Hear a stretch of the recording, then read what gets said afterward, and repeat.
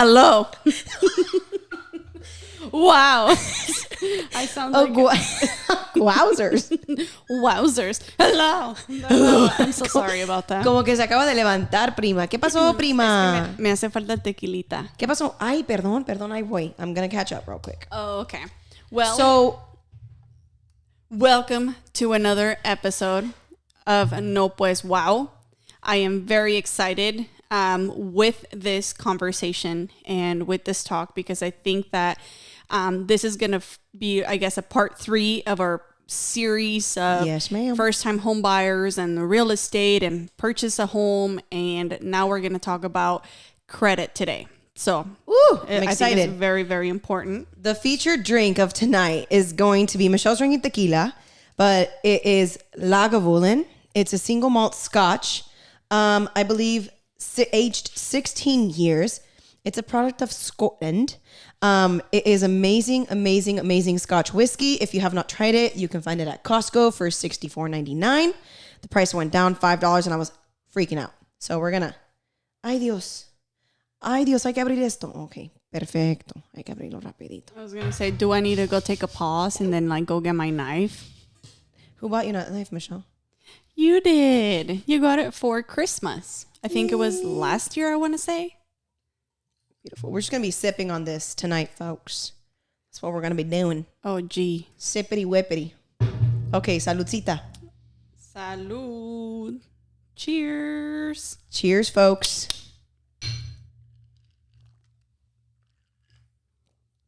Woo! I love me some good scotch. That is some good shit right there. Okay, Michelle. Wow. Tienes la personalidad, la tienes de tequilera. Tú puedes, Esperancita. Oh my God. Tienes I la tasted the whole shot. Me imagino que te la ibas a probar, ni modo que no, pues tienes COVID o qué pedo. Es que, you know, when you swallow it, se me quedó poquito en la boca y lo saboreé y lo sentí todo. Did you know that when you breathe in, when you take a shot, you don't taste it as much? Yeah, I tried doing that and I failed miserably. Christian has been teaching me how to properly take a shot so that I don't taste it. And I failed at this one. And how to properly shotgun too. Yeah, supposedly. How to properly shotgun. She did it, right? You did it once in one of the episodes. Oh, I did it here with the yerba mate. That's right. Hell yeah. Yeah, and then I shotgunned for the first time at Christian's 30th birthday. So, yeah, I did it, right? So I did the first one, thanks to his friend Ryan, who was like, let's shotgun this. And I was like, I've never shotgunned. And then he's like, oh my God, what? You're doing it right now. So I did it. It was me, him, and I think it must have been my neighbor, Dominic, or I can't remember. It was somebody. Yeah. And then Christian heard that I shotgunned for the first time, and Christian was like, and without me, we got to do a redo. So then I had to get another White Claw so that I can shotgun that, and then we can do basically, you know, kind of like a redo with Christian. And then I did it for the third time with Brittany and Eddie. Hey, if you're watching this, shout out to you. And then Christian's like, you don't even know. You're still like learning. And so he had to teach me how to do it. So I've done it a total of 4 times now. 4. I've done it. I don't fucking know how many times. But usually it's just yerba mates. Because, I've shotgunned an IPA before. That was fun. Oh, wow. That's fucking killer. I can't do it when it's too cold because then I feel like I get a brain freeze and then it just hurts. I'm just like, oh no, tiene que estar un poquito como bajita la temperatura. Like it needs to be not necessarily like room temperature, a little bit colder, but a little bit colder, but not super cold. Yeah, that's just my thoughts. That makes sense. Yeah, shit. No, because you'll get a fucking brain freeze hella bad. Yep. Yeah, for sure. Mm-hmm. Okay, raza, pues buenas tardes, buenas noches, feliz día de viernes. Sábado, domingo, lunes, martes, miércoles, jueves, viernes, el día que tú estés viendo esto, feliz día de feliz viernes, día. Feliz o escuchando día. Esto, feliz día. Feliz día. ¿Cómo están? So I'm always just waiting to see what random shit you're gonna do because it's always me like waiting for her to do something. Horas voy a ser yo la calmada, la que le va a preguntar preguntas a Michelle. Así es, yo les preparé el tema. Yes. I just want to give a full disclaimer. I am not a credit expert by all means. I actually if you guys followed Graham Stephan, I think that's his name, on YouTube, he has a very educational video out there where he really breaks down how credit works and the matrix and all of that. So I basically took all of that information and broke it down even further so that we can actually have a discussion here on the podcast. Because I think the last 2 episodes were very, very informational and so like full of information that now you're like, okay, well, now let's talk about credit. So I put this together and I really hope to be able to deliver this information to you guys. Porque la mera verdad, credit is just so important, and I feel like they don't teach you this information at school. No. And hell no. It's just it's such a complicated thing. Yep. Credit is just so complicated, yet it is something that we abide by. Yeah. You know what I mean? Like it basically runs our life. Literally. Yeah. So siento como que si tienes un bad credit score, it's like you may pay your shit on time. You may be like, solid, but you're not credit worthy, which means like you won't qualify for the loan, or you won't get the better rate, or you'll end up, that's going to cost you thousands and thousands of dollars because you don't have a good credit score. And it's just not good. It's just going to have you miss an opportunity, ¿verdad? Exactly. Yeah, exactamente. Like las oportunidades que no vas a poder tener. Y en mi opinión, in my opinion, I think that it is something that you need to learn how to game the system and just know how to think of credit score and how it's scored as a game, and just know that know that you have to learn how to play the system in order for you to have that credit score. ¿Y cómo se mata al gusano? Vamos a aprender ahora a matar al gusano. Vamos a aprender a matar. Wait, where's that from? El matar.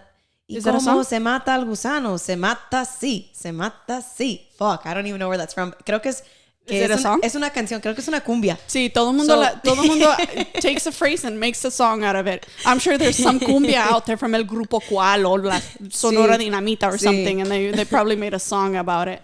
Vamos a hacer la cumbia del crédito. For real. No mames, güey. Starring aquí la Tita. La Tita la mejor 2-3. Tita la mejor 2-3. Sí, no, sí. Sí, probando. Vamos a probar el crédito ahora. Ok, Michelle, para empezar, la pregunta número 1, ¿qué es crédito? I was actually going to ask you that to see from your perspective, because I know all of this, What do you think? Pues credit? Tú eres la mera de esto. Ok, bueno, entonces yo decía, porque yo quería que dieras como la perspectiva de alguna persona. De una babosa, sí, yo sé lo que puedo dar. No de una babosa, güey. Bueno, sí, de una babosa, pero no necesariamente. Okay, so basically, in a nutshell, your credit score is just literally, think about like your grade, like your school grade. You're in a class, and depending on how well you perform in that class, you're going to be receiving a grade. So if you do good, you're going to get an A. If you do bad, you're going to get an F. It depends, or you're going to be somewhere in between. Okay. So what I've done what I've done for this podcast, I've broken down basically everything. And I wanted to be very precise, and I got definitions. Okay, so I literally Googled. And raza. What is credit? ¿Qué es crédito? Trajo el diccionario. Vámonos. And this is what credit is, okay? So credit score is a number that represents a person's credit worthiness, which we already knew. Credit scores are based on a variety of personal financial data. Financial institutions judge people with higher credit scores to have lower credit risk and grant them a broader selection of credit products at lower rates. What does that mean? Que the higher the score you have, the lower risk borrower you are, which essentially it gives you the better rates, the greater loans. You're able to save thousands and thousands of dollars, right? So before I jump into the juice, I was going to say el crédito más bien es como que ellos...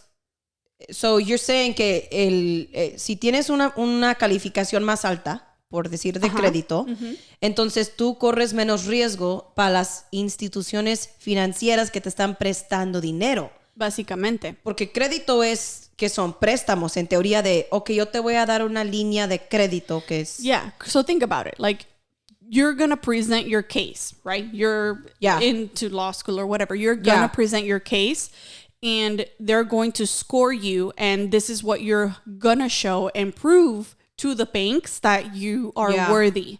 So, they basically, what they want to know is that you can handle money and that you can handle different types of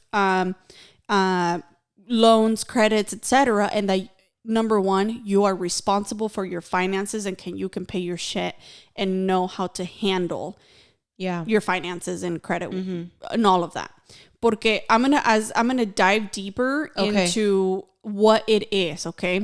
So be prepared for a long ride and be prepared to be mind fucked because to be quite frank, credit, like I said it in the full disclaimer. I am not a credit expert. Credit's not easy, so I'm going to try my best. Oh, yeah. No, esto no es nada fácil. Es complicado. Y it has a historical factor to it. You know, historically, este sistema fue creado para que las instituciones financieras pudieran prestar dinero y ellos protegerse, pero recibir interés. Ellos ganan su dinero por medio de los intereses que te cobran si no estás pagando tu tarjeta en completo cada mes. But we'll dive deep into that for sure.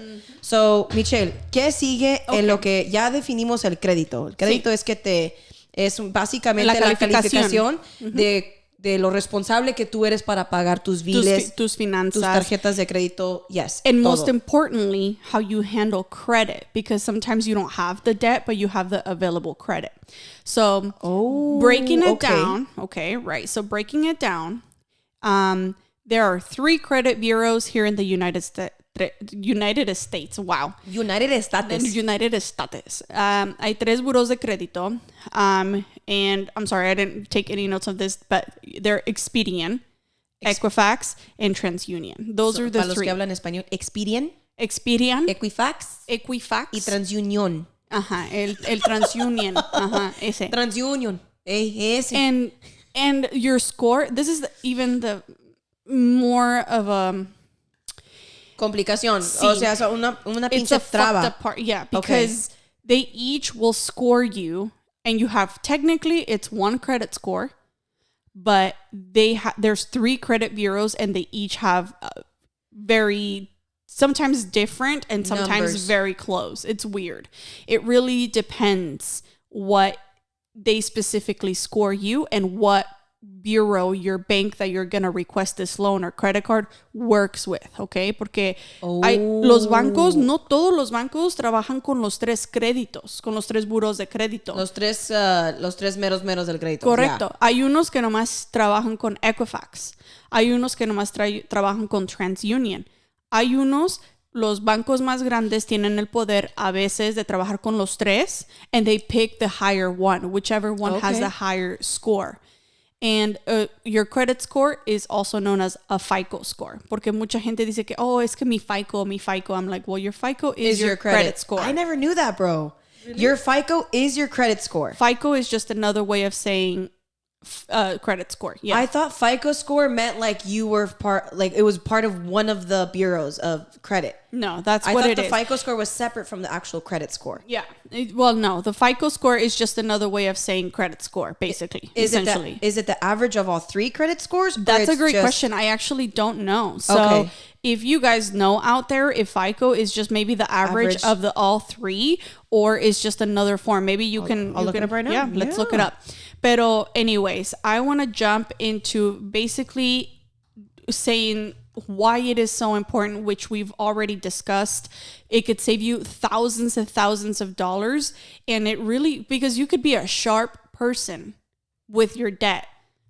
Pero si tú no quieres tener como préstamos aquí, préstamos acá, porque estamos en la mentalidad de pagar todo cash, that's actually going to backfire on you when you actually truly need a loan. And then you're like, well, ¿por qué no? Because you haven't really proven. You literally, it makes no sense. No han comprobado. Tienes que ir a sacar todas estas cosas, like a loan or a credit card, un préstamo, so that you can actually have that built, so that you are, you can prove that you know how to handle your debt, basically. Were you able to find something? Yes, FICO score and credit scores are the same thing. Same thing. So maybe not the average of all three. Yeah. It's just, Es la that's misma another cosa. form. It's another form of saying Credito. Yeah, credit score. Yeah. So what I'm going to break down for you guys today is just a general idea. It's not exact per bureau. Per the credit that would be scores. Way too much. Yeah, exactly. Pero no mames. In a nutshell, this is more or less how they all three function in correlation with each other. Yeah. Okay. So the credit score, I believe I showed it 2 episodes ago in a picture where it shows how the credit score is actually broken down. So basically it is 35% on-time payments. Okay.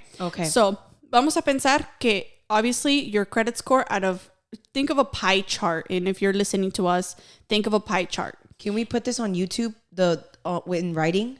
Yeah, I could probably put it somewhere. Shoot it in there. Yeah. Okay, apúntalo, pero apúntalo. Si nos están escuchando, so imagine as you're listening to us, a pie chart. And you know how you divide it. 35% of that pie chart that completes your score is on-time payments. Okay? And I'm going to break down each one. Okay? 30% is credit utilization. So 30% of the whole entire score is how you utilize credit. 15% is age of credit. So how much credit history you have. 10% is the types of credit. And the other 10% is hard inquiries. So es cuando corren el crédito. Is essentially hard inquiries. Okay. Hard inquiries. Yeah. So we'll go ahead and start with the largest chunk of what takes most of your credit score. Okay. So 35% on-time payments. So it is very, very important for you to make every single payment on time.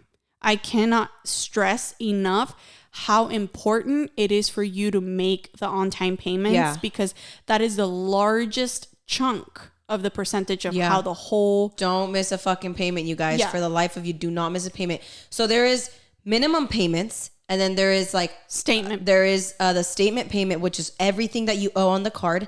And then there is a custom payment, which means that you can pay above the minimum. So 25, above 25, you can pay whatever you want. So if you owe 1,500, you could pay 500. No problem. Well, this is when we're talking about credit cards in particular. Credit cards in particular. Yes. This is just credit cards. In terms of your car payment, bitch, you better make that shit. Make that car payment, you know? Yeah, make your car payment. Your mortgage loan, you have to make that payment in full. And then what other types of loans do you have to make in full? Well, I mean, it just, as long as you make your on-time payments. Yeah. It does not have to be the statement balance. In the mortgage loan? No. In a credit card. In a credit card, they yeah. break it down. It does not have to be the full amount as long as you make your minimum payment. Your minimum payment for the credit card. That's all they care for, that you make your on-time payment, okay? So the way that the formula works and the way that they make this score is they will divide your on-time payments divided by the total number of payments, okay? So what does that mean? Let's take that, for example, you have one credit card and you've used it all year long. By default, you're going to have 12 payments, right? Because you've made one in January, one in February, one each month, okay? Well, if you only have one credit card and you've made 12 payments and you've made all of them on time, then you have 100 out of 100, which is great. Pero if you missed one payment, so let's bust out a calculator. No mames. So if you've missed one payment, so for example, we're going to take, so it's the on-time payment, so that's 11, and then you divide that by 12 payments. Ah, chingo. Perdón. I love your phone case. I'm like dying for it right now. Thank you. It's she loves green. I do. Green is her favorite color, and I'm just over here like, I'm over here like, oh, it's so beautiful. Okay. So you have 12 payments. You miss a payment. You miss a payment. So now you have 11. Divide that by 12. That puts you at like 91%. So it's like 91.67%. And that's considered bad. Anything below 97% is considered bad. So you miss one payment, you're fucked. If you only have one credit card. Now, this is why you want to make sure you have a variety of payments. Of credit cards or payments? Yeah, of payments. Car loan, credit card. Correct. And I'm going to explain why. Because remember, in 1 year, you've had one credit card that's 12 payments. Now, let's say you have a car loan. So now you have 12 more payments. 12 more payments. So that's 24 in a year. Now let's add another credit card. So now let's just say you've missed that one payment, but you've also have a loan, a mortgage, let's just say, a car loan, a mortgage, and 2 credit cards. So that's por 4 4 times 12. 48. That's 48. Dividido por. So now you take 47, divide that by 48. That's 97%. 97.9. It's 97 It's 97%. Yes. So, which is considered still bad. okay, so let's break this down. Yes. What the fuck? I didn't know any of this. This is crazy. Let's break this down. So, if you have one credit card, you have 12 payments in the year. If you miss one payment, that puts you at a 91%. That's bad, right? Because you don't want to be under a 97. Correct. This means that if you have 4 payments a month that you have to make and you miss one fucking payment out of the 2 credit cards, the car loan, and the home mortgage, you're at a 97%, and that is not bueno. That is not bueno. So anything that is good, fair is 98%, or and above. 99 and above is good. Okay. Which means if you miss one payment. Síguele, perdón. No. Síguele.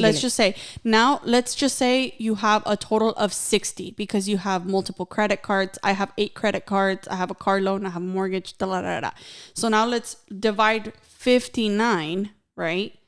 Divide that by 60. That brings you to 98%. So this is when having multiple types of credit and having more on-time payments will impact you less versus if you only have one credit card and you only use that, then it brings you really down, and that's why your credit score is really bad. That's crazy, dude. Fucking one. So, one tip to not miss a payment.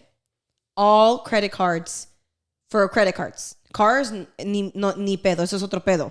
Cars and mortgage, that's otro pedo. But credit cards specifically, you can have an automated withdrawal of the minimum payment every month, so you never miss a payment, right? And you could pay your $1,000 a month or whatever. Yeah, you can always pay more. But if you set up your minimum, to automatically be withdrawn from your bank account, you will never miss a credit card payment, so long as you have the $25 in your bank account or the minimum. Right? Correct. Because as you owe more money, you have a larger minimum payment. Correct. So always set it up to have a reoccurring withdrawal of the minimum payment from your bank account, so you never, at least with credit cards, you never miss a credit card payment. That is correct. But I would say that when it comes to, like, ponle que you don't have it and you miss it, what happens if you make it the fucking next day? Like, if you're fucked up, you're in Vegas, you're fucked up, you're hammered, you wake up and you don't realize, you're so hungover that you don't realize it's the first I have to make a payment. Well, that's where you want to call the credit card company who you have it with, like Capital One, Chase, Citibank, whoever you have your credit card, ask them. Because they may just charge you a $35 penalty late charge, pero no te van a reportar al credit bureau if you make the payment within 30 days. You know what I mean? Just call them and find out, like, oh, shoot, I forgot to make a payment. Call right away and say, when do you, like, are you guys going to report this?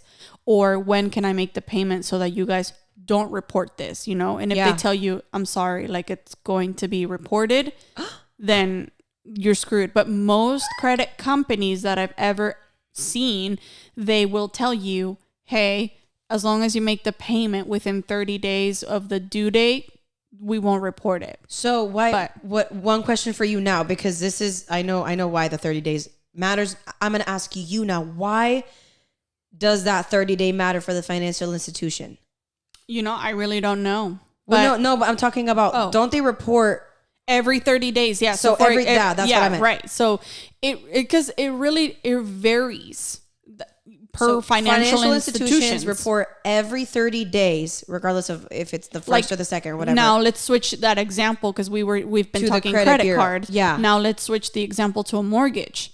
a mortgage's grace period for you to make the payment before you get reported is the 15th of the month. So you technically have, you know, if you don't make your payment on the 1st, they're still probably going to charge you a penalty charge, but perhaps, depending. But there's the grace period until the 15th of the month. As long as you make it, it doesn't get reported. So your credit score goes down if you miss a payment if the financial institution reports it to the credit bureau. Correct. Right? So every 30 days, they're reporting to the credit bureaus. They made their payments on time. They did this. They did that. They made it at this day. Like, they report everything al grano. And so moral of the story is just don't miss a payment. And if you do, call them as soon as you've realized that you did and ask if they're going to report it. And if they are, if there's any way possible where you can make payments arrangements or whatever so that they don't.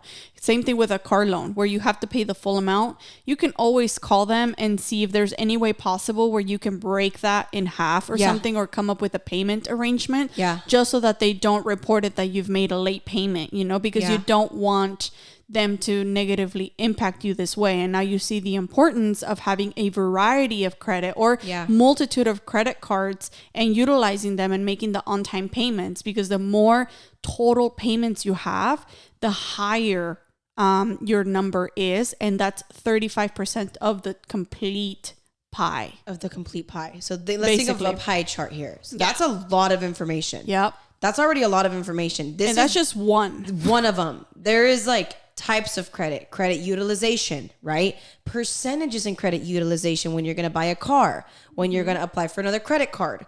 It is it's complex, you guys. Like, this is not something that's like, está igual de fácil que hacer una pinche agua de horchata. Hasta el agua de horchata está media complicada. Un poco complicada. So pongan atención, because I think this is very important. A lot of people don't know these small little tips and tricks that you could do so you don't fuck up your credit. Or you can even, there's a lot of different ways, even if you have fucked up your credit because you didn't have this recovery. There's credit recovery options, and we can dive deep into that later. Yeah. So exactly, because I'm not a credit rebuilder expert. I know how the basics, baby steps to kind of get you there to A, build your credit, and B, you know, how to get there. It's really complex within itself. Exactly. Yeah. So that's essentially what it is. And you always want to have a 99% or higher, so that 35% of your chunk basically proves to the banks that you can that you're responsible and you know how to make your on-time payments.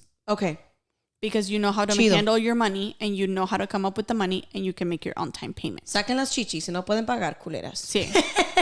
It is what it is. Mi carnal tiene su Tesla. Ya creo que lo mencioné, que tiene un Tesla. Y dijo, hermana, ay, ¿qué vamos a hacer? Tenemos que abrir un business.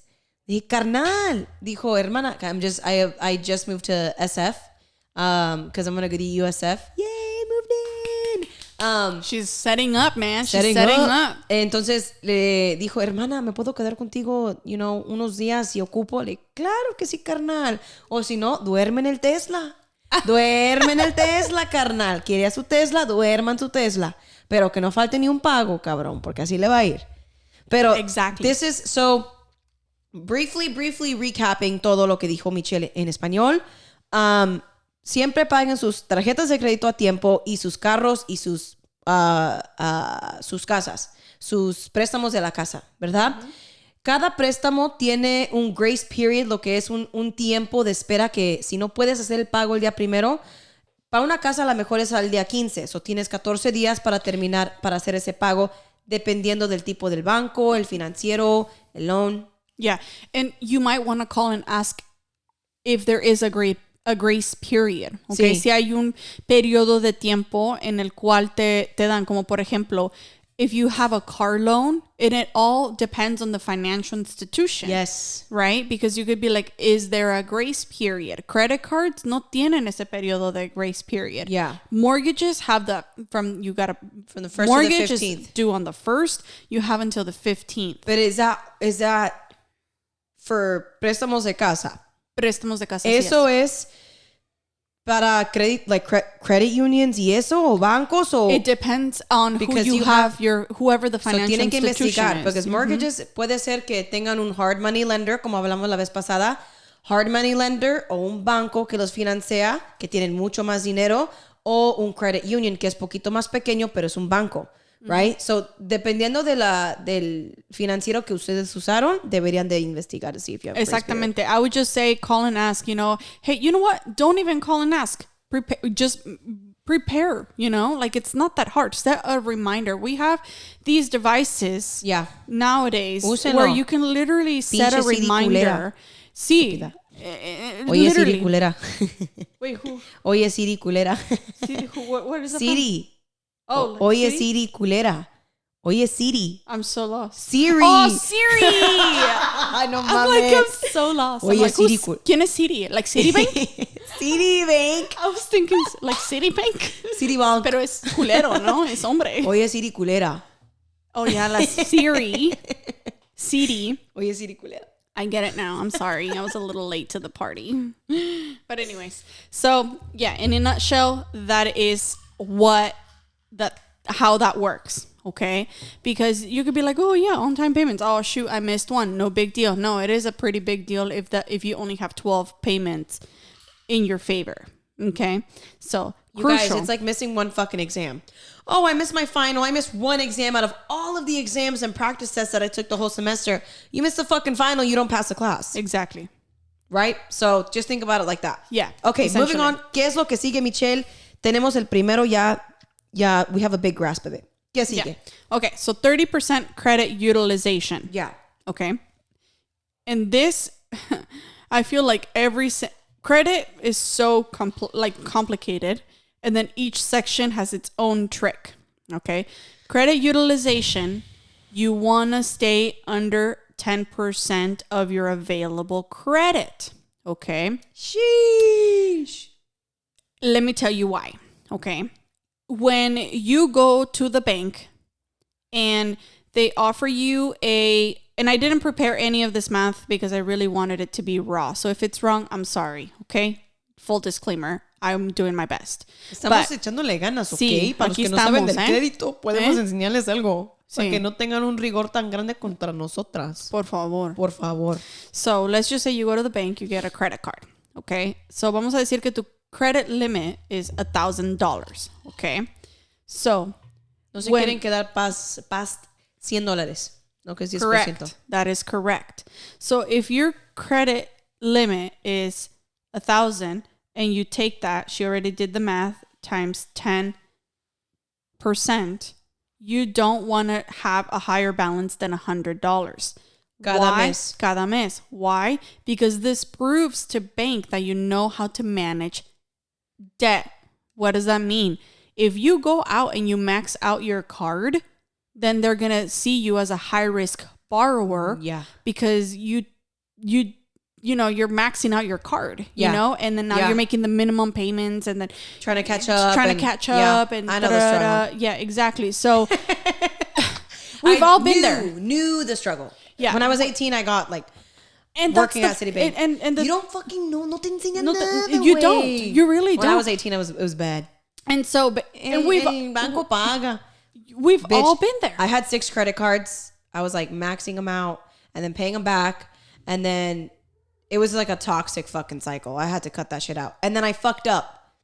I made a mistake. And I'll talk about my mistake later. And I know you know about it, but you probably don't remember it right now. But I'll elaborate on the mistake that I made with my credit cards. So go. Continue. So no more than 10%. Pero, if I may say, cuando compras un carro, nos dicen, a mí yo compré un carro y me dijeron, no puedes estar pasado de 30%. They don't want to see you past 30%. So you're talking about 10%, so your credit score isn't, so you report to banks, and banks see that you have you know how to manage your debt, so you have a higher credit score. But financial institutions, when you're buying something like getting a car loan, they don't want to see past 30%.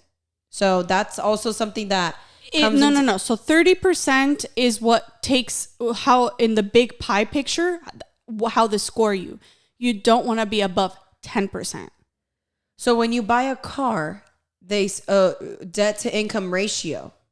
That's what I'm talking about. Okay, so when you're talking about debt to income ratio, that's a whole separate thing. Oh, now no. you're throwing a whole different ball game, curveball into this. I think it's like 30% of your credit. You don't want to utilize. When you're okay, so I'm talking about available credit. When you're talking about debt to income ratio, you're talking about your mortgage loan, your 30%. Car loan, your total debt of what you owe, not your available credit. So when that's different. And I'll maybe so that I don't confuse you guys, we will talk about your debt to income ratio differently. Okay.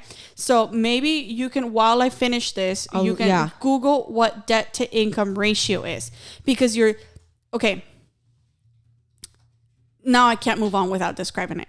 Your debt to income ratio is a whole other formula. It is a percentage of a consumer's monthly gross income that goes towards paying your debts. There are two kinds of DTI as discussed. That is correct. That is not your available credit, and that is not your credit score is not, it's not.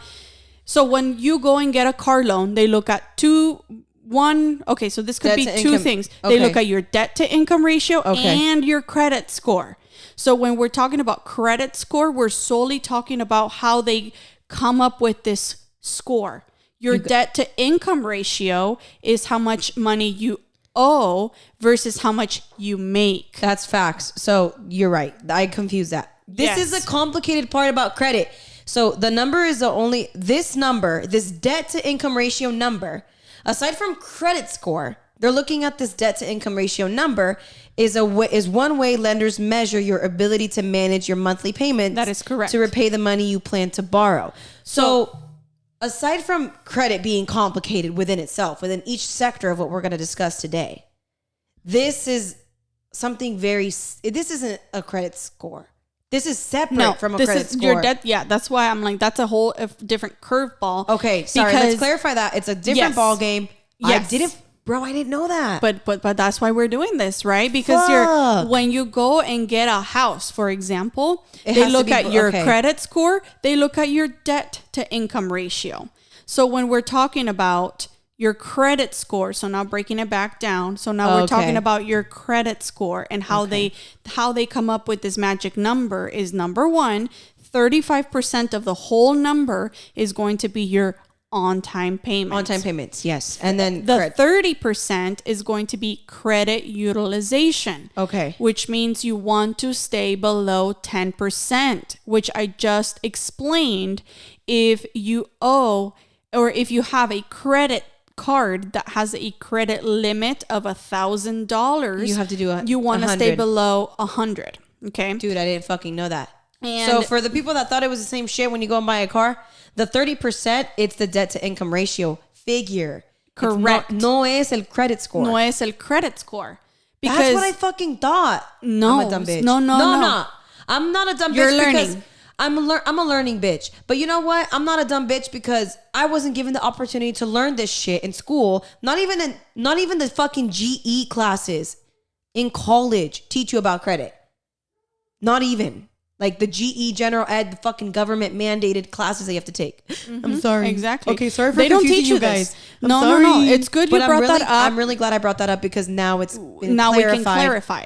Facts. Okay. Exactly. Sick. So 10%. So below 10% of your credit limit. Correct. Okay. So awesome. This is where having a multitude of credit cards plays a huge role. Okay. Yeah. Because why the credit utilization? What is this? Why do they score you so heavily to complete this whole entire number? Because banks want to know that you can manage money and not max out your cards, which teaches them that you have self-control, and they tell a lot about your character, right? So, for example, now you have $1,000 line. Okay, you go and this is what I like. I work for a bank, so this is what I like to tell my customers. Your credit card should only be utilized for your anyway money. Your anyway money is the money that you're going to spend anyway. Regardless of what it is that you do, you're going to spend anyway, okay? What is the anyway money? Gas. Your gas. Yeah. Your groceries. Yeah. Your utility bills. These are things that are going to be spent on your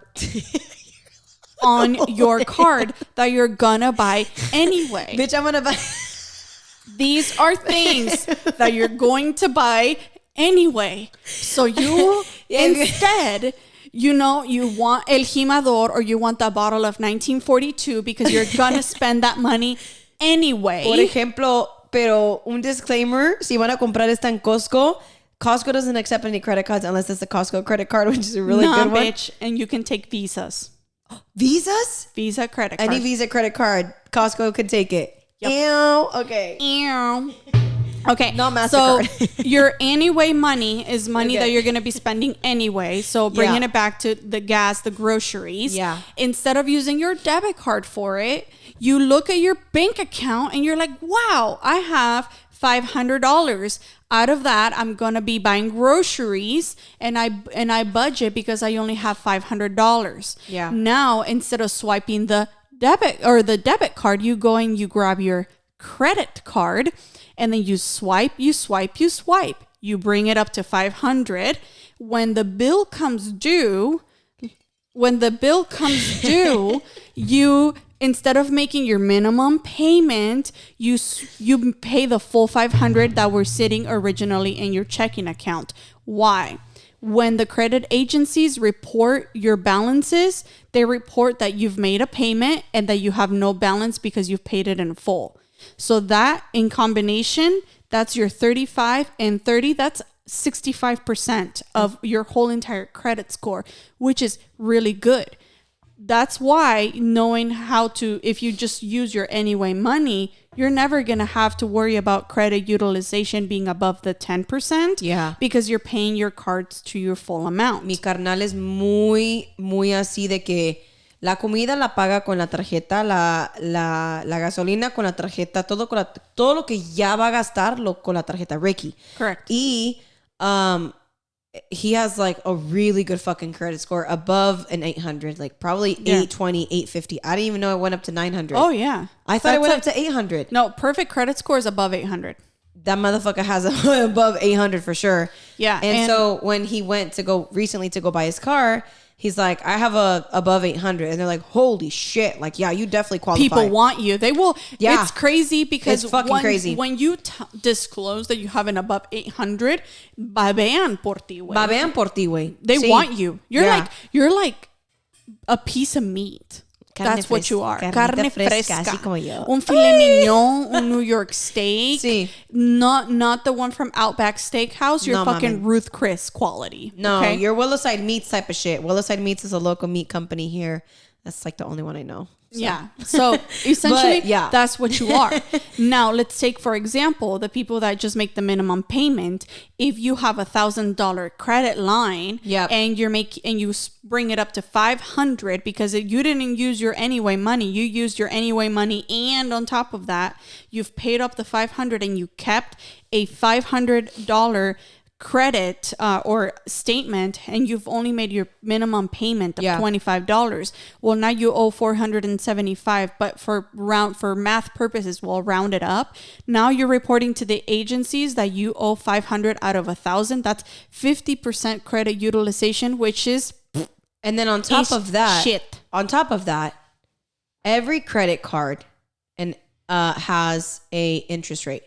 So on top of you owing $475, you owe 22%, 16%, 18%. Yeah, whatever percentage the credit card has. Yes. But when it comes to cars, it's different, right? Yes, it is different. So if this is something that interests you guys, I'd be more than happy to explain how that works. But basically, in a nutshell, if you pay your credit card statements, like your statement balance, now your minimum balance, you never have to worry about paying interest or that 22% because you just paid it off. You don't pay the interest. Okay, but that's just complete side tip. And so going back now, when you have me, for example, I have 8 credit cards. Yep. And a lot of people might be like, oh my, bitch, guess what? They're all at zero balance. Yeah. let me just clarify. It's a good thing to have a lot of shit available open. credit, because I'm going to tell you. Now you have that one credit card that is sitting at $1,000, right? Yeah. I don't keep balances in any of my credit cards, but let's just say, okay. Por obra de Dios que tiene para pagarlas. Bendito sea Dios. No. If you, I swear. I swear. If you own, even if you're like low income, you can still you can have all these credit cards and still just apply your anyway money. You a bitch be broke, but if you're gonna go swipe your card for gas, just swipe that credit card for gas and pay it off out of your bank account. But that within itself is a lot of self-control. And I'm fucking speaking from experience. Like I would swipe when I was fucking 18, 19, 20. Swipe like it was no one's business. And se me apretaron las riendas. I was like, shit. And it's funny you say that, because every time I'm trying to talk about credit cards, I get the usual response of, no. I don't need a credit card. I don't believe in credit cards. I'm just not a credit card person. And I'm just like, that's not how it works. Why? That's not how it works in America. And then they're like, no, because that's how they get you. That's how they get you. And they try to charge you. And they charge you, if you have a balance on them, they charge you a lot of money. And I'm like, no. The best way for me to describe a credit card is think of a credit card equivalent to a car. When you know how to drive a car, you're gonna get places. And if you don't know how to drive a car, you're gonna wreck the car. And you're going to hurt yourself. So I always use this example when I'm talking to customers. She always has these fucking like, ¿cómo se dicen? ¿Cómo se dice? Like metaphors? Metaphors. Her metaphors are always so fucking good when she's teaching me shit. I love it. It's good. Es que hay veces, yo pienso que cuando dices las cosas la gente no aprende, pero si usas un diferente ejemplo como like the one that I just used, then people understand. And this is what I tell people, you just have to learn how to utilize them for your benefit, not allow them to use you and abuse you. Como los hombres. Exactamente. Aprendan a usarlos para su beneficio, mujeres. Y no la otra forma. No dejen mangonearse. Aprendan a usarlos son los hijos de la chingada. Exactamente. Para lo que les convenga a ustedes, mujeres. A mí, yo no sé, pero para ustedes, mujeres. I could not have said it any better. It's the truth. Dude, this is so... Bitch. It's welcome so to college, baby. Like, this is so fucking informational. And it's really nice that we're talking about it, because I feel like the last 2 episodes were so packed with information. And thank God that Chris came on. He was able to answer all of our questions. But I feel like, dude, es que la gente no... o a lo mejor sí entiende, pero aprendió a lo cabrón. Aprendió por los putazos de la vida le enseñaron. Y aquí este episodio es para que la gente no tropiece. Exacto. Y si a lo mejor dicen, no es cierto. Tropiécense, culeros. Ya que ustedes ya se vayan, ya que te tropieces, ya vas a ver que sí es cierto. Exactamente. Que sí es cierto lo que están diciendo. Exactamente. So now, when you have, let's just say, take me for example, and let's say I have 8 credit cards. They're all above $1,000 limit, but for the sake of math and for the simplicity to not make it too confusing, we're going to say, now we're going to use the same example of having a $500 balance with 8 credit cards that all have $1,000 limit, but you only owe $501, okay? So vamos a usar este ejemplo.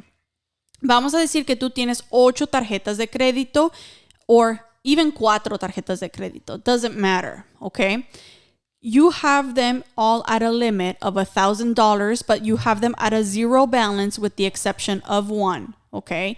So one of them carries a balance, which is the one that you use primarily, and you know, you need to take a break, you had to spend some money, whatever. Now it has a balance of 500, okay? So now if we do the math, so now you have 8 cards and they all have $1,000 limit. Well, obviously that's $8,000 available credit. Okay. Now, if you only owe $500 and you showcase that you have, you know, $8,000 available credit, how much? You're only at a 6% utilization, which means you're below the 10%, which is really good for this 30% chunk of a grade for your total score. Yeah. So now you have or another trick is, and I didn't share this before, if let's just say you don't want to have 8 credit cards. You're like, fuck, 8 credit cards? I don't want to have that many. That's okay. Every 6 to 8 months, call the credit card that you have and ask for limit increase. Ooh. Because let's just say you're able to have one card with an $8,000 limit, you can still owe the same $500 and still be at a 6% credit utilization. Smart. So that's just my tip. That's just my tip. Have lots of available credit and only do the math and only stay below the 10%. If to me, I always just stay at a 0% because again, I like to only use my credit cards for my anyway money, which means money that I'm going to be spending anyway, and I pay it off. Yeah. But if, hey, that's what they're for too. In the event of an emergency, tuviste que ponerle brakes a tu carro y no los tenías, no estaban planeados. A brake job is going to be $500-$600. Okay, fine. Yeah. Make payments on that. But that's where you can now utilize that card. Okay.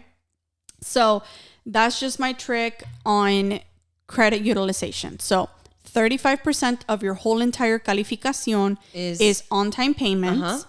30% is credit utilization. So far, if you know how to manage those two now you're at a 65. And if you keep those in good conditions, you're on a good track of, a good amount of, a good credit score. Chido. ¿Qué sigue? So, lo siguiente es 15%. The next 15% is age of credit. Okay. This is a big one because this is what we talked about in the first part 1 of the real estate episode, right? Like of that 20 years that we mentioned. And please elaborate, but then this is why I always push 18-year-olds. Go get a fucking credit card. Go get a credit card. Start as early as you can. As early as you fucking can. Pero te voy a decir una cosa. 15% is your age of credit.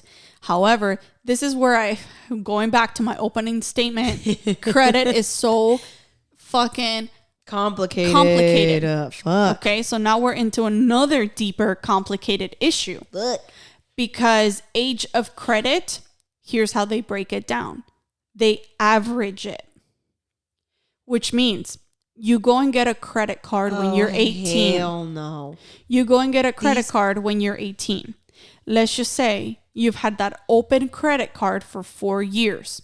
You have a 4-year average credit history. You decide that it's now time to get another credit card or another type of credit. So now 4 years down the line, you get another credit card. Okay. So what they do is now let's just say they say, okay, now she has 4 and now she's got a new one and it kind of like averages out. Yeah. And they cut your years they cut your average to 2 years because sure, you may have built credit for 4 years, but now you got a fresh new one. So now you have 2 divided by 4 is 2.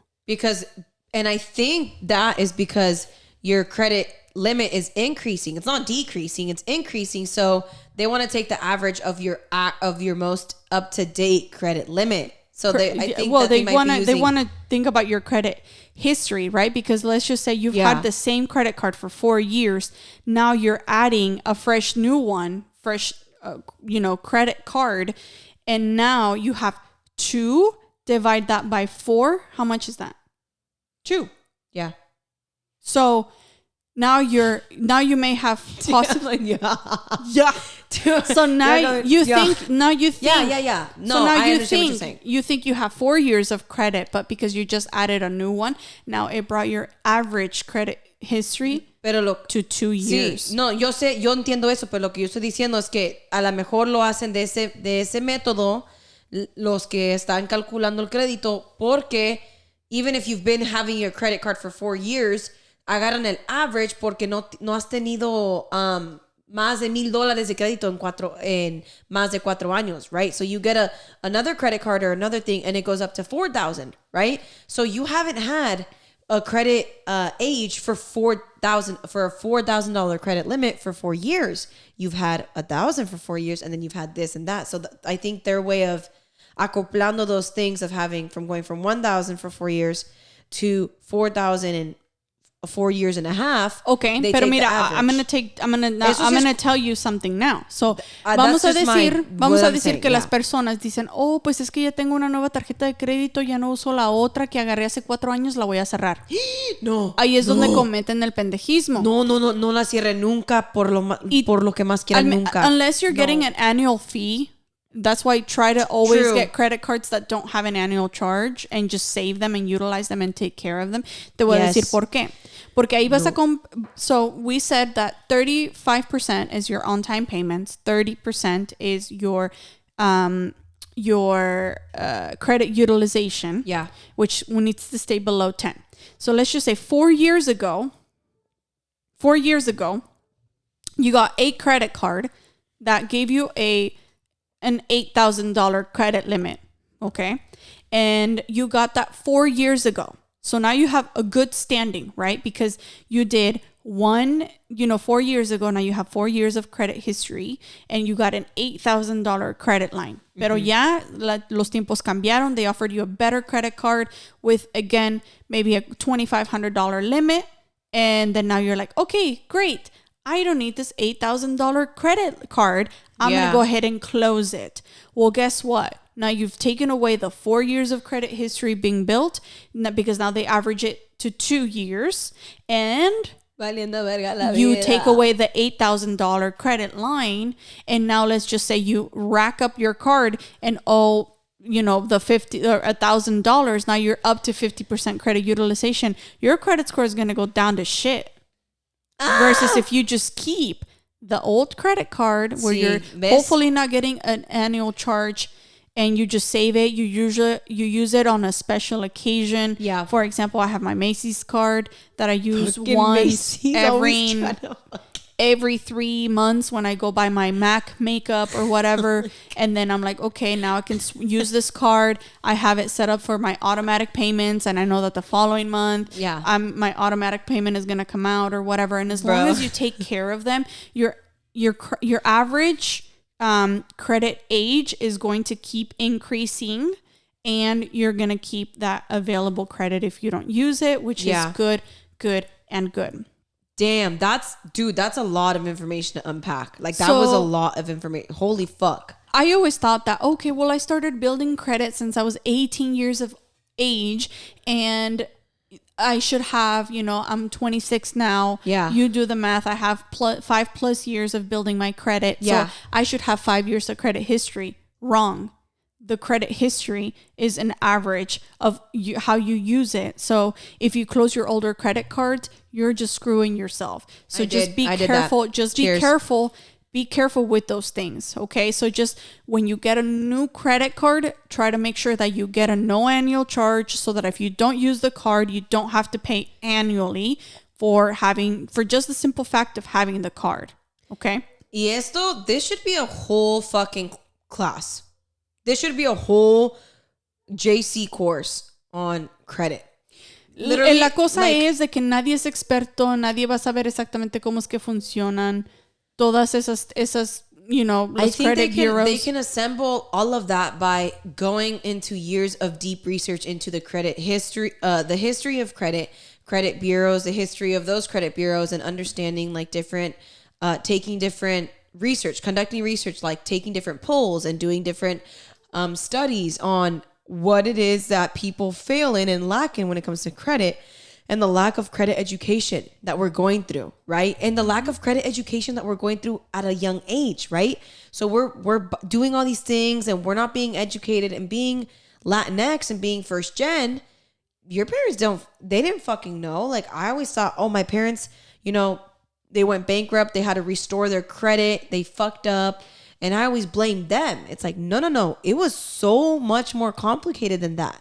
Mm-hmm. And so when they restored their credit, they went through a whole process with like a lady that just did everything for them.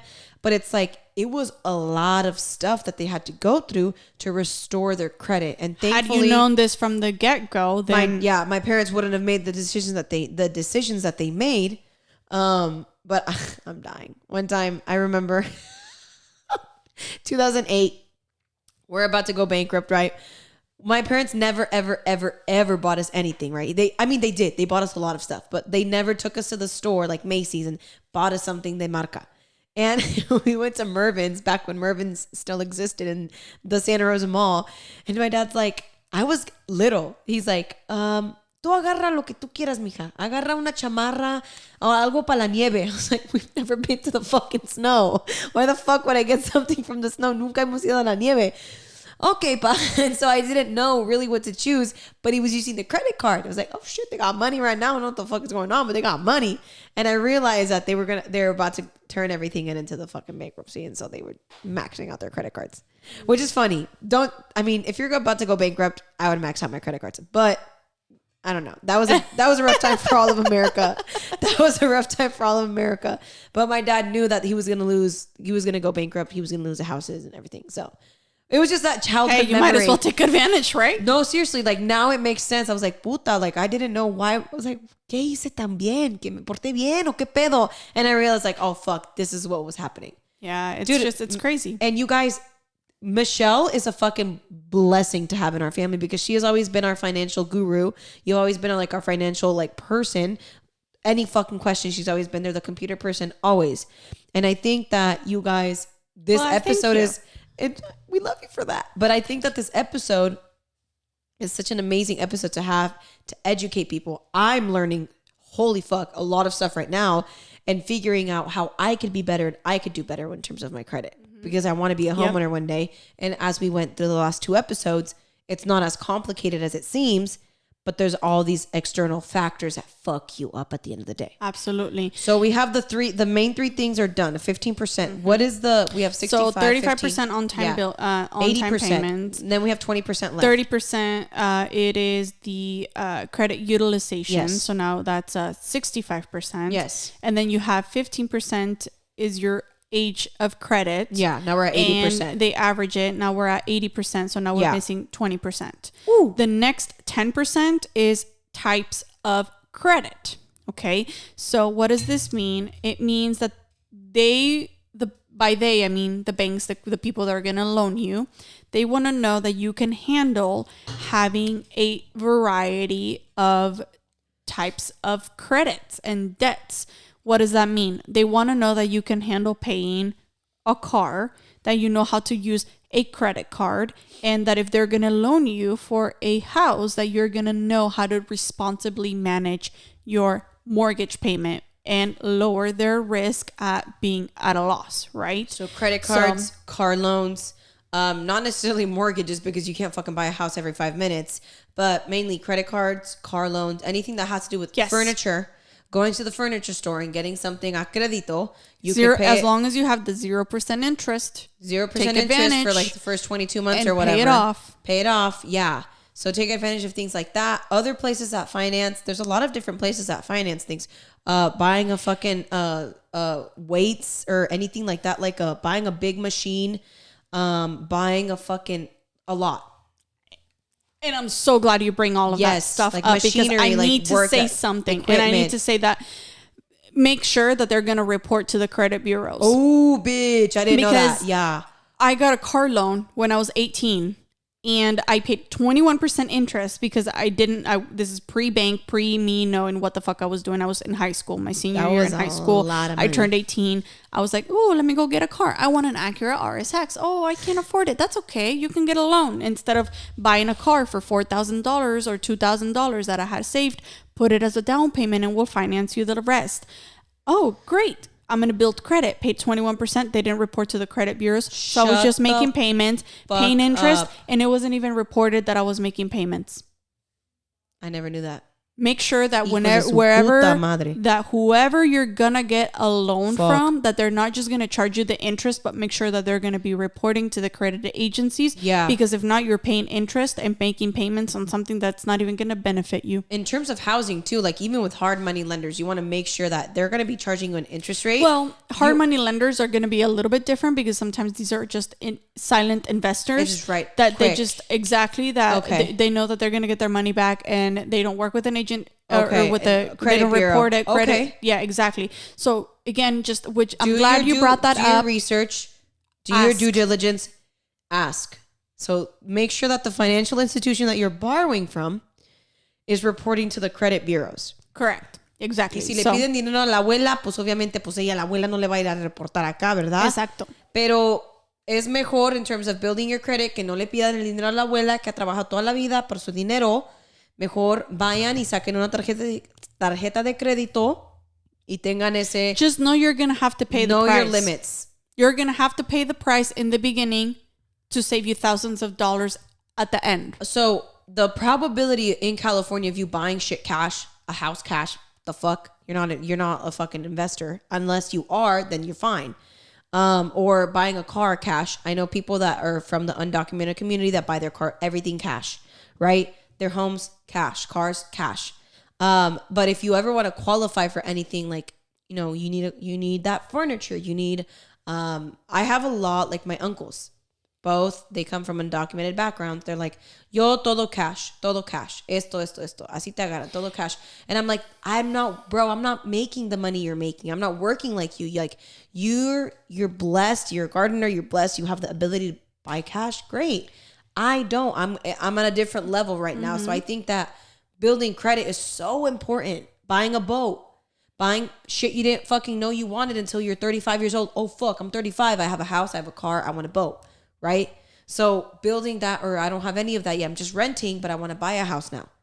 Even if you're not fully set on, at 18 years old, even if you're not fully set on, I'm not going to buy a house ever, you should still try and build credit because you're going to need that if you live in America. And I just want to say that even if this is the misconception that a lot of people have, because they think that because you're undocumented that you don't pay taxes, which is incorrect. You can actually get an I-10, yes, an E-10. E-10. And those, what a lot of people don't know, you can build credit on.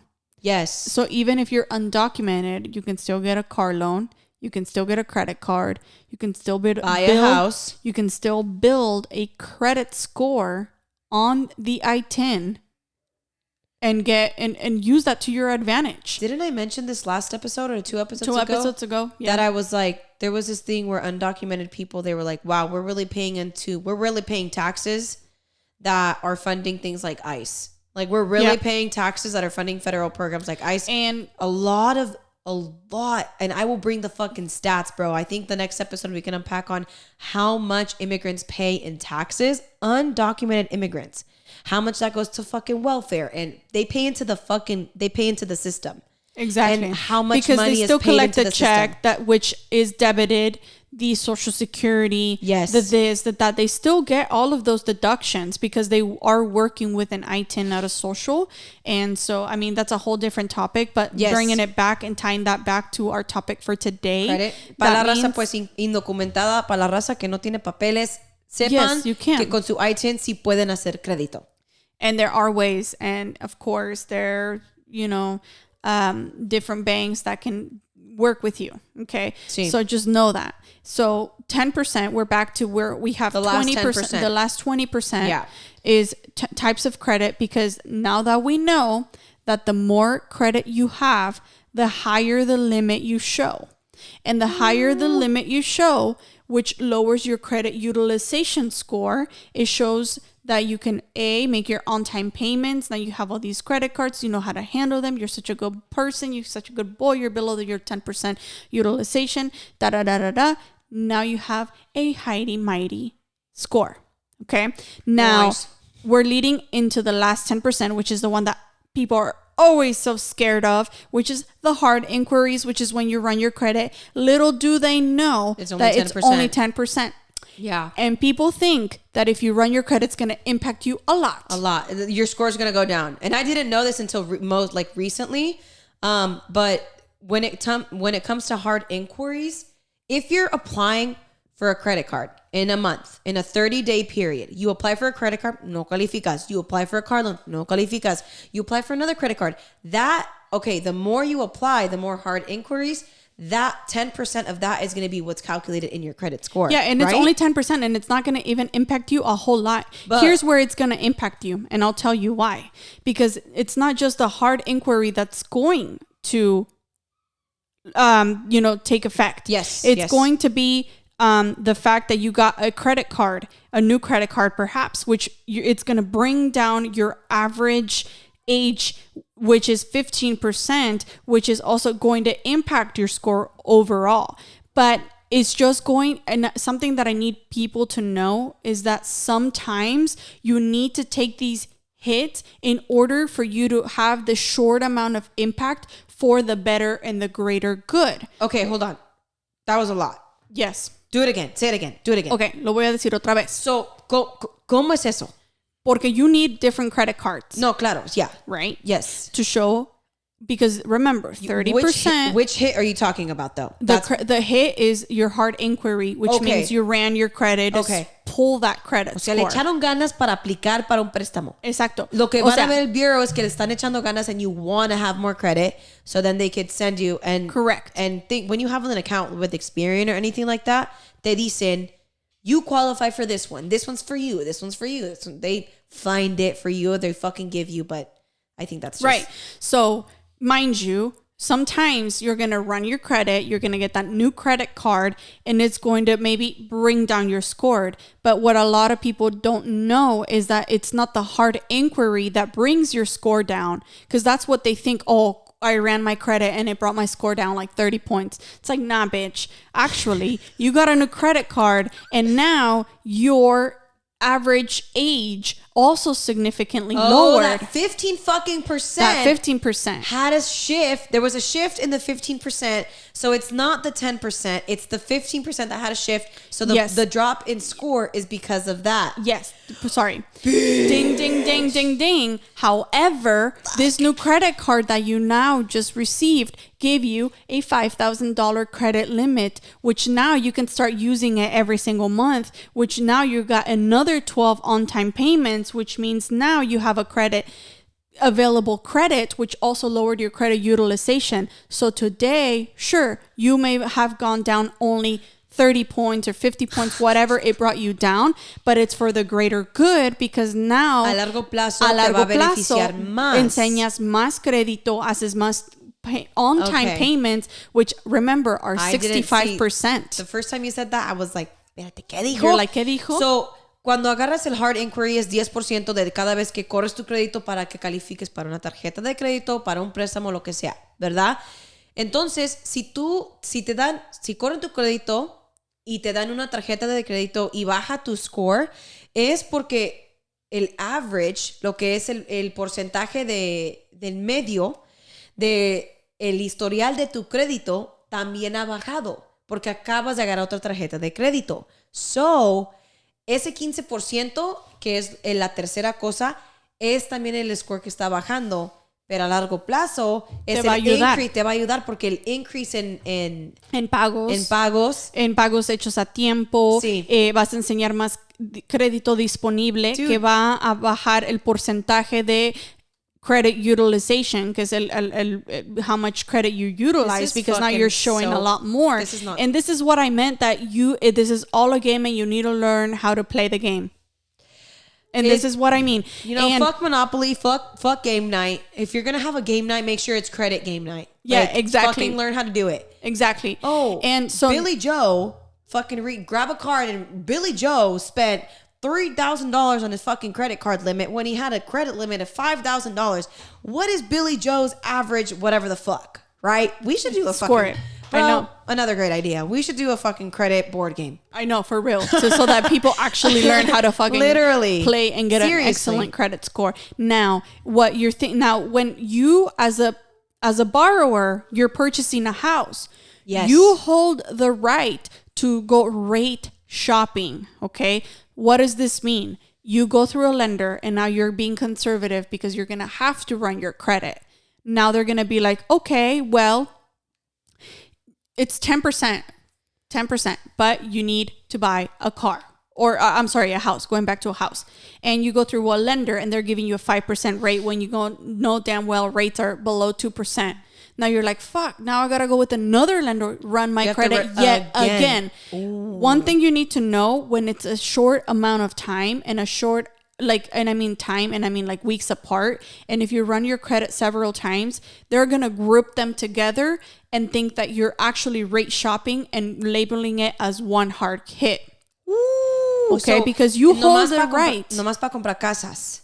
O no, carros it's también. Just in general because you I don't know about credit cards, and again, this is just very vague, and I'm not a credit expert. Credit cards this is just based on what the research casas. I've made. Exactamente. Casas. Because you hold it right, you don't want to be paying 5% because you're afraid to go run your credit elsewhere.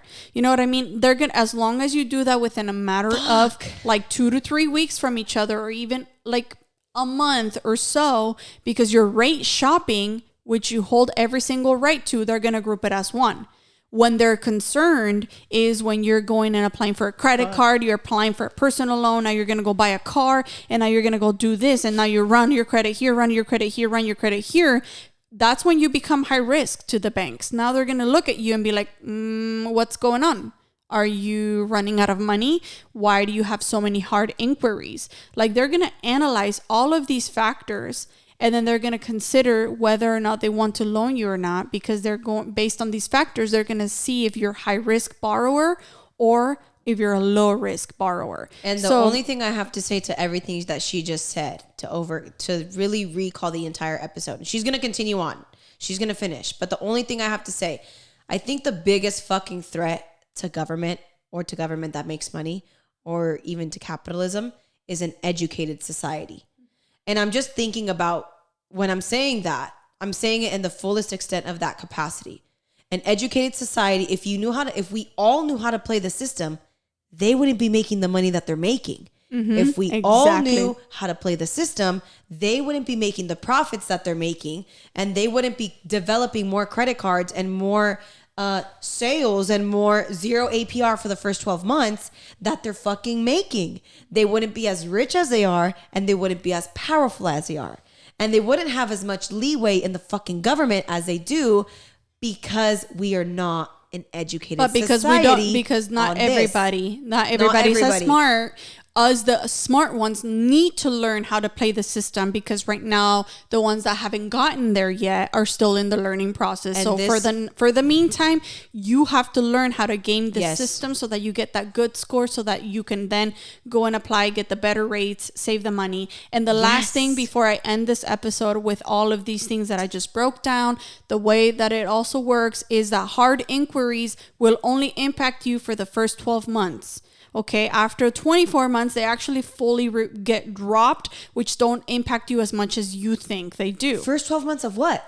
Of the first 12 months of the hard inquiry.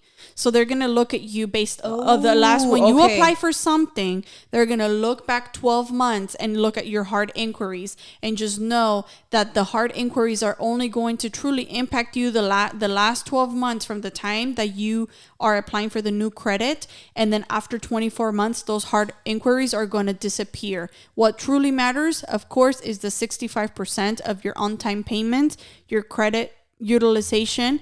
Now you want to make sure that if you, as early as possible, you get as many credit cards that have no annual fees, the earlier you can, and then just brew on your using your credit cards. Make sure you get a car loan. I think even if you don't qualify, sorry to interrupt, if you don't qualify for more credit cards, call every year. Can I get a credit increase? Yep. Even if you have 5 credit cards at 18, credit increase. Even every if it costs, fucking year. If you don't have plans on purchasing a home, or whatever, you haven't done any hard inquiries, they might say, you can call and say, is there an available credit increase without you running my credit? If they say yes, they're going to increase you, and that's a freebie, because they're going to bring up your credit. It's going to lower your credit utilization percentage. Sometimes they will do that. Sometimes they will give you that limit increase without that hard inquiry. Por eso la tengo a mi prima, hija de su pinche madre. Exactamente. Por eso Santa madre, perdón. Perdón. Por eso la tengo a mi prima. Por chingona, por inteligente. Aquí estoy para servirles. Y la neta, raza, por favor, no duden en llamarle a ella, porque a mí... No me llamen, porque no quiero dar mi número telefónico. No, pues, pero digo, o sea, no duden en comunicarse mensajito con ella por medio del podcast, o por medio de, all of our fucking means of communication that we have here at the podcast. I always leave my Instagram link IG, down below. Everything. So just send a message por cualquier motivo, comuníquense si tienen alguna pregunta. But dude, Holy shit. Right? That's all I have to say. Right? I didn't know a lot of this, Michelle. Yep. Pero I think you can con be- eso, concluimos. yo ya termino. Pónganse en chingones. Ya les dio, Michelle, ya les dio la herramienta y la inteligencia. La capacidad. Ya les dio los mecanismos para que ustedes se pongan chingones. Así que échenle ganas. Hasta la próxima. Se me subió el volumen No un se poquito, preocupen. pero Vámonos. quería implementar porque es para todo. Any last closing thoughts? Love you guys. Thank you guys for always watching, supporting. If you made it to the end of the video, don't forget to share it with us. somebody. We love you. I am going to link the video where I got all this information from. Please. It's a great expert out there. Yes. He's a millionaire. He knows what he's talking Yes. about. I didn't just pull the shit out of my ass. Fuck yeah. We love you guys. Talk to you soon.